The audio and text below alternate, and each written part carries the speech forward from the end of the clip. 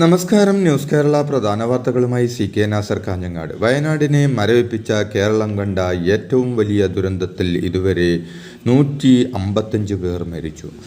211 പേരെ ഇനിയും കണ്ടെത്താനുണ്ടെന്നാണ് റിപ്പോർട്ടുകൾ. 180-ലധികം പേർ ആശുപത്രികളിൽ ചികിത്സയിലാണ്.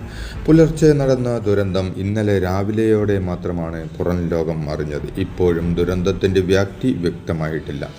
ഇന്ന് കേന്ദ്ര സംസ്ഥാന ഏജൻസികൾ രക്ഷാപ്രവർത്തനത്തിന് ഇറങ്ങും. പാറ കഷണങ്ങൾക്കും തകർന്ന വീടുകൾക്കും മണ്ണിനടിയിലും കുടുങ്ങിപ്പോയവരെ കണ്ടെത്താനാവും ശ്രമം.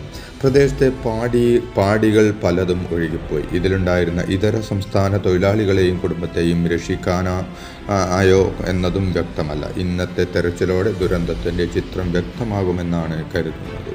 നാട്ടിലെ മുണ്ടക്കൈ ഉരുൾപൊട്ടൽ ദുരന്തത്തിൽ ഇന്നലെ രാത്രി താൽക്കാലികമായി നിർത്തിയ രക്ഷാപ്രവർത്തനം ഇന്ന് രാവിലെ